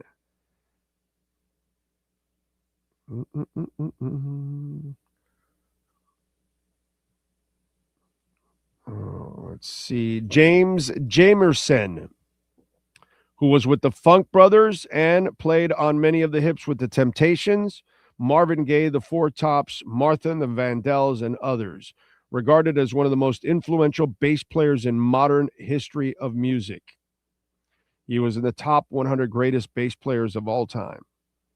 So I guess he's kind of good. Born in 1938. Rest in peace, Mr. Jamerson. And that is it. Now we go with other famous people born on this date. Remember, if I don't give you an age, that means they have passed away, unfortunately. All right, we start off with William McKinley, the 25th President of the United States, 1843. John D. Rockefeller, born in 1874. W.C. Fields, the actor, born in 1880. Actor John Forsythe, born in 1918. Actor Tom Selleck, born in 45. He is 81 today. Oh, Charlie Wilson from the Gap Band, born in 53. He is 73. Oprah Winfrey, born in 54. She's 72. Greg Louganis, the diver, Olympic medal gold-winning diver, born in 60. He is 66. Actor Nick Turturro, born in 62. He's 64. Actor Ed Burns, born in 68. He's 58. Former Speaker of the House Paul Ryan, born in 70, he's 56. Actress Heather Graham, born in 70, she's 56. Actress Sarah Gilbert, born in 75, she's 51. Musician Riff Raff, born in 82, he's 44. Clown. Adam Lambert, born in 82, he's 44. And actress Madison Bailey, born in 99, she is 27. Sean Stanley, do you have wrestlers born on this date? There are a few. Novaya turns 40. Boris Zukov is 67. And Hardcore Holly turned 63 on January 29th, 2026. All right. Derek Sibley says the O-line's about to be really bad now. Well, I mean, the team's going to be really bad, dude. So it's not like it's going to be a good team anyway. Don't expect a good season next year. It's going to be a bad season. What you're going to find out is what kind of a coach Hafley is. Because when it's bad, you kind of find out if they can keep things somewhat above water. So we'll see. All right, let's start off with music history. In 67, Jimi Hendrix and The Who appeared at the Savile Theatre in London. Among the people in the audience was a 20-year-old Brian May, a future guitarist for Queen. In 1969, Fleetwood Mac reached number one on the UK singles charts with the only time with an instrumental, Albatross. In 77, Rolls-Royce at the Car Wash was the number one hit on the Billboard Hot 100. I remember it like it was yesterday. It was the group's debut single and one of the most notable successes of the 1970s disco era, and it was the theme music for the 76 movie Car Wash. The song was also covered in 2004 by Christina Aguilera and Missy Elliott as part of the Shark's Tale soundtrack. In 82, Huey Lewis and the News released their second studio album, Picture This. It features the singles, Do You Believe in Love? That's actually my favorite Huey Lewis song. Hope You Love Me Like You Say You Do, and Tattoo, and Working. I'm doing, what is that? I'm working for a living, whatever it is. I'm taking what they're giving, but I'm working for a living. That's it. That's what it is. Anyway, in 81, are you ready to touch yourself? The Divinyls released their fourth studio album, and it features the singles, I Touch Myself, Love School, Make Out All Right, and I'm On Your Side. In 98, Prince released a box set, Crystal Ball, which included the 20th studio album, also called Crystal Ball. The set features a 3-disc collection of previously bootlegged material, a 4th disc titled The Truth, and its limited direct order edition, a 5th disc titled Kama Sutra by the MPG Orchestra. The box set was initially available only direct order before a retail release followed later. In 2006, Arctic Monkeys went number one on the UK album charts with their debut album, Whatever People Say I Am. That's not what I am. No, that's what I'm not. I'm sorry. And let's see what else. In 2014, more than 100,000 people signed a petition to deport Canadian citizen Justin Bieber. I remember that. From the United States. The campaign followed his arrest earlier in the month for drunk driving and driving without a valid license. Plus, they caught him. Also, he had to pee, and he was peeing like right into a bucket or something. And he was like on a roll of like all kinds of bad behavior. And so people are like, yeah, get him out of this country, send him back to Canada. And I remember that. I remember all that. That was funny. In 2021, Weezer released his 14th studio album, OK Human. It features the singles All My Favorite Songs and Grapes of Wrath. Let me see if there are any birthdays on this list that weren't on the other one. So far, no. Oh, Amy Stewart, disco singer. You got to knock, knock, knock on wood. Pop, pop, pop. She is 70 today. That was not there. And that's it. That's what happened today in music history. All right. All right. All right. Oh, what do we have? Big O Uriah Heep was such an underrated band. Yeah, Mick Box and the Boys. Yes, I had Mick Box on my show years ago when he came for a concert and he was doing the rounds. I was able to get him on. Bless him. So yeah, Uriah Heep is a nice classic rock band, dude. No doubt about it. Riff Raff is a musician. Whatever, dude. You know, the shit that kids listen to nowadays. What can I tell you, man? You know.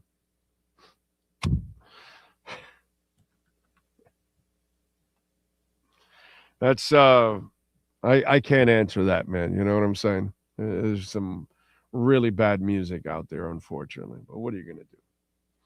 What are you gonna do? You find out any info there, Sean? Was there any vote at all? Or it should be going on right now because it started at 10:30. There's no way it's over at this time. That's for sure. No freaking way.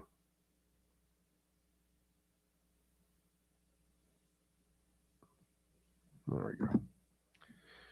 All right. Let me see. Cash App or Venmo, folks, at Cash Big O Show. That is Cash Big O Show.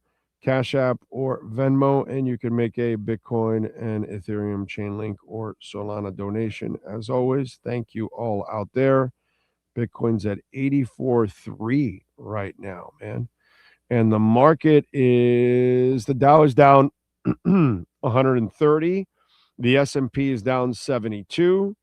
And the NASDAQ is down about 1.5 right now. So we personally feel that you like our music, says Bloody Wood, but our music is the best right now. It is impactful. It's impactful stuff is what I'm going to say. That's how I'm going to label it. Very impactful. By the way, I'm going to be in Jacksonville this weekend. So if any of you listening, watching, are in that Jacksonville area, I'll be there on Saturday and Sunday. So if you're in that Jacksonville area, I'm going to go hang out with my boy Ho Yoon. Going to go hang out with Ocala Joe. So if any of you live out there, and I'm going to the John Waite concert. What the hell is the name of the place that I'm going to? Here we go. Let me reach in for my tickets. Okay. Come on. There we go. John Waite. We are at the Ponte Vedra Concert Hall in Ponte Vedra, Florida. I've been there, actually. Rest in peace, Bill. Which is going to be kind of weird because that was the last two concerts I went with my best friend. I saw UFO there at the Ponte Vedra Hall. Must have been like 5 years ago, something like that. I saw them there, and we saw them the next day in Clearwater. That would be the last concert that I went with my best friend to. So this was the second to last place. So this is the second time I've been to the Ponte Vedra Concert Hall. Not an impressive place, by the way. It's all right. Sorry, Ponte Vedra, but, you know, been to a lot better places all over there. But, hey, man, it does sound good acoustically. But I will tell you, it's an all right center. It's all right concert hall. No big deal. How impactful was Bloodywood? Well, you know, eardrums busted, mind twisted, just really impactful in many ways. Yeah. Confused. Yeah, there's a lot of impact that goes on in a Bloodywood concert. Yeah, definitely. And stay away from the mosh pit, because I don't know if there were like knives or anything in that mosh pit and clubs or something. I don't know. It's pretty bloody. So you got to watch out with that. That's how I would warn you, Frankie, when you go to a Bloodywood concert. There's probably a disclaimer. You know how they have all those like TV now, 80% of it is drugs, right? And then at the end of the commercial, you have a disclaimer that's longer than the commercial, right? Well, expect stomach irritation. Your penis will fall off. Your ear will grow outside of your head. You might develop a second ear, a second nose, a third eye. You will go bald, whatever. It just tells you a string of bad shit that's about to happen to you if you take this pill, right? That's what happens in a Bloodywood concert. There's a disclaimer that's actually longer than the concert. All the damage, your liver could be bleeding by the end of the concert. Just things like that it could be bloody. Could be bloody. As long as your wood is not bloody, everything else, we can survive everything else. But we don't want a bloody wood. Anyway, Big O, I have heard that Sean Payton is talking about Bo Nix's injury, and Bo said, don't talk about my injuries. Oh, yeah, that's called HIPAA. It's called HIPAA. Yeah, you're not supposed to. Sean Payton has a big mouth. He talks a lot of shit. It's kind of who he is, and he's and Bo Nix is right. You shouldn't be talking about the injuries. That's not a right thing to do, man. So yeah, but Sean Payton has stuck a foot in his mouth many, many times over throughout his life. This isn't anything new. This is what, by the way, Sean, over the years, with all the different people that I can talk to in that building with the Dolphins, what do I tell you that they run away from when I have to talk about it? What is it that they refuse to talk to me about? Medical. Notice I never give you any breaking news on medical shit, pretty much. Never. I rarely ever get it. I'm trying to remember the last time that I got some medical news. I don't. I tell you guys all, for those of you that listen to the show, because there are some people that just listen to rants. They don't really listen to the show, But those of you that listen to the show, like, Sean has to because he's here every day. But that's why I ask him, because I know he's heard me say it a bunch of times. I can never get them to talk about injuries. Never. And it's super consistent. Now, that's not saying that every organization, you might have somebody that'll open their mouth or whatever, and it's just not something that you really want to do. And by the way, personally for me, it's not a story I really give a shit about. Like, I feel bad for the person. I don't even want them to go through it. But what I mean by it is, it's not something that oh my God, I'm dying to break it to you guys and tell you about it. No, dude, I don't feel like getting into injuries and all that kind of stuff. That's personal, man. That's depressing. That you have to be like 100% accurate. That's something that I'd rather just like leave it. Notice that you don't really get that kind of shit from me ever. I'll tell you about who is going to get cut, who's going to get traded. I'll tell you about, who might be signed or whatever. There's a lot of things that I can help you predict and all that kind of stuff, but I'll never give you the injury stuff out of the Dolphins. Never. I never can get to a man. Every person that I talk to, they are scared shitless to talk about injuries. So, and so I get to the point now where I don't even ask about it at all, or I don't even bother to follow up on it. I'll let somebody else figure it out, break it, talk about it, whatever, and then we'll talk about it. It's not a big deal. I don't need it, dude. What else do we have? I detect just the slightest bit of Big O sarcasm there on the impact of bloody.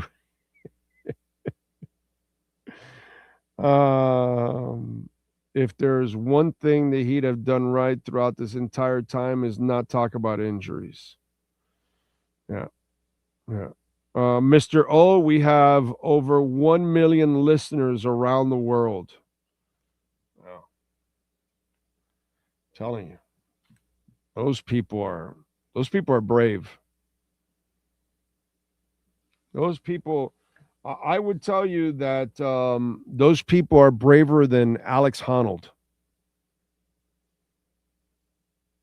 Alex Honnold will scale a building of 101 floors, but he will not listen to Bloodywood.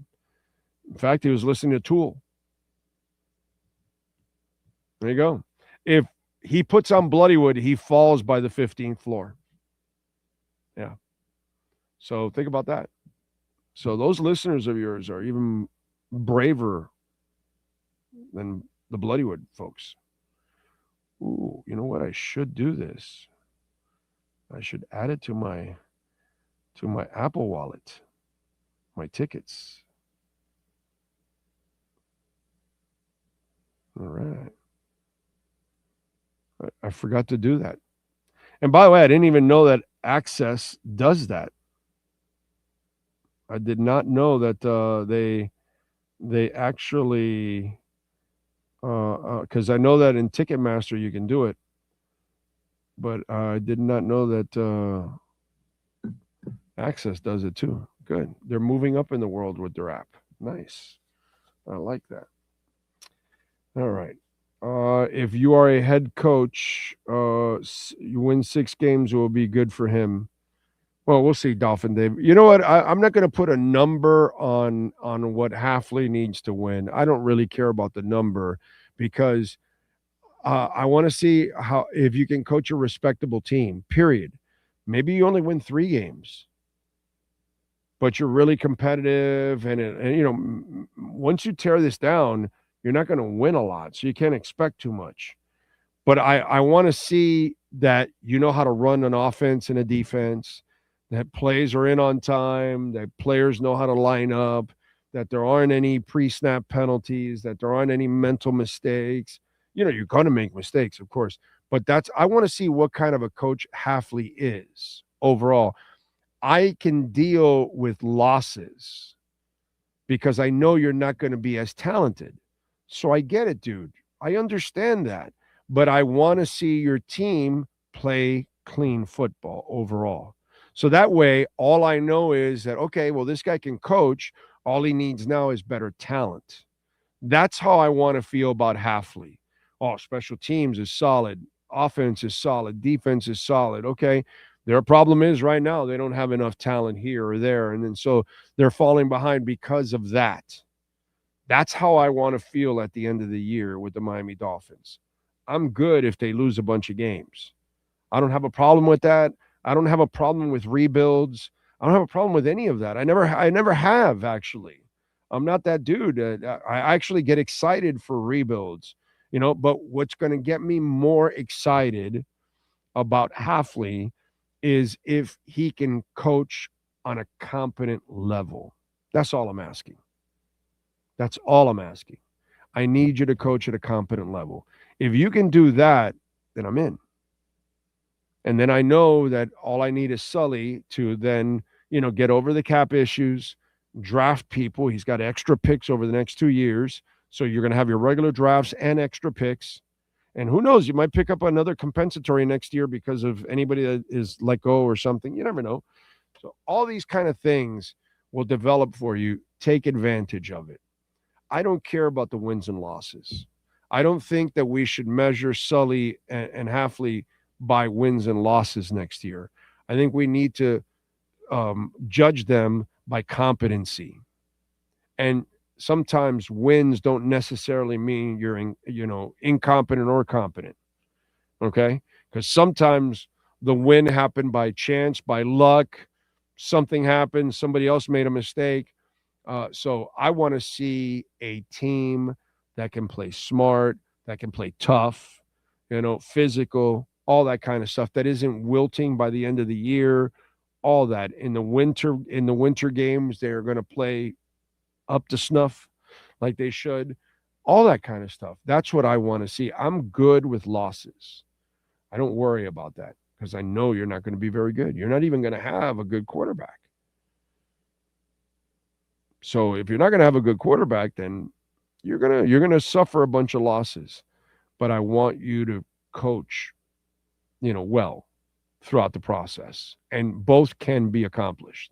Believe it or not, your team cannot be that may not be that good, but it's well coached.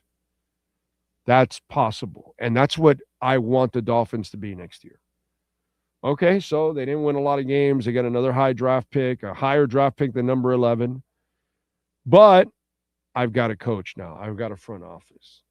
Okay, the next year you go into it and you go, okay, well, our draft is looking good, and then we could start to kind of get excited.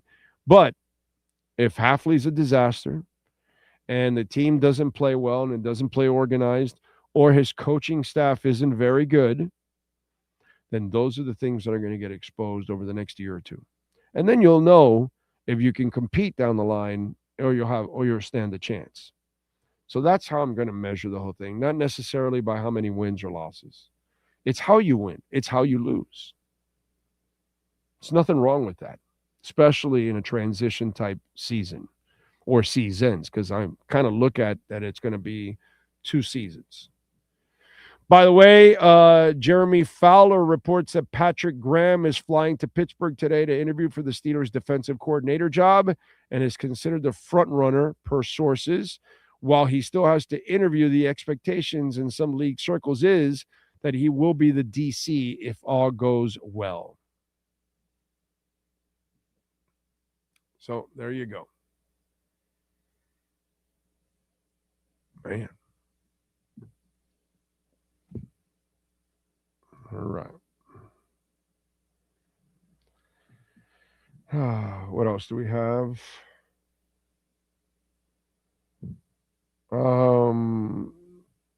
Let's see. Stephen Harris says, I'm with you. Oh, thank you, sir. Bloody says, your knowledge of music has gotten our attention, and for this reason, we want you as a fan. Well, I mean, listen, I have done something that most people have not done on Mother Earth. Sean, have you been to a Bloody Wood concert? No. See? My wife and I have been to Bloody Wood concerts. Concert. Not an S, just one. It's enough. But anyway, see, I don't think Lenny Pena or Frankie Fresco or Edwin Robles or Pat in Nashville, I don't think any of them can stake that claim. I've been to a Bloody Wood concert. So that is an impressive feat right there. I want to see Alex Honnold handle a Bloody Wood concert. I need the T-shirt. I survived a Bloody Wood concert. Give me that T-shirt. I deserve that T-shirt. I survived a Bloody Wood concert.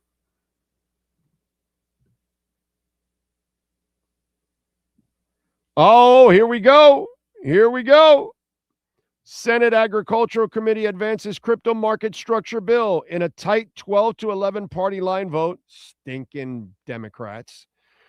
I don't like either party, but I take shots at both. So get your little tight asses in shape there, okay? Relax, all right? I don't like either party. You're both trash. But anyway, the Senate Agriculture Committee pushed forward landmark crypto legislation that expands CFTC oversight of digital commodities like Bitcoin and other tokens, because we had the SEC on it, and that is stupid. We have said for years that the CFTC is the one that should be overlooking Bitcoin and crypto. While Democratic amendments on ethic rules and other tweaks didn't pass, the core measures cleared the committee in under an hour of the debate. Next stop, the full Senate. If this keeps moving, we could see the clearest rules yet for digital assets, potentially ending the Wild West vibes and unlocking more institutional adoption. So there you go. Stinking Democrats. Biden drove me crazy for 4 years, setting Americans back. And that bitch, Elizabeth Warren, can't stand that skank. Oh my God. Jesus. Oh, she is one of the most useless turds that there is on the planet. You know what I'd like to do to Elizabeth Warren? I'd like to tie her down and make her sit through 400 straight Bloodywood concerts. That's what I would do to Elizabeth Warren. No headphones, no earpieces, no nothing. No filters, no nothing.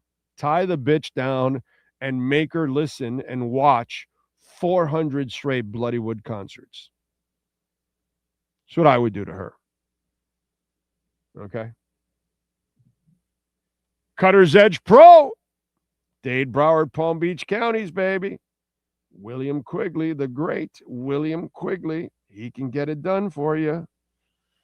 Yeah, baby.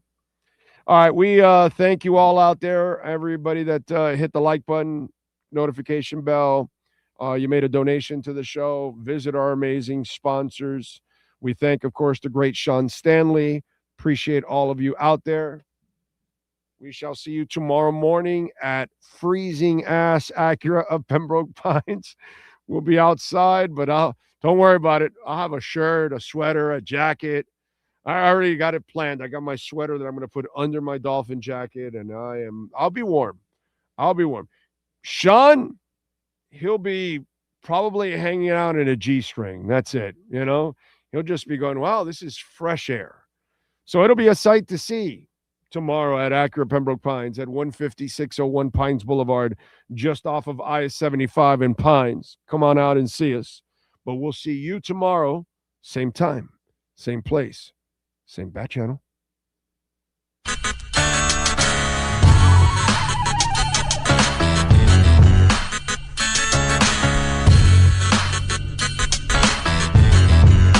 This is the Big O Show. This is the Big O Show.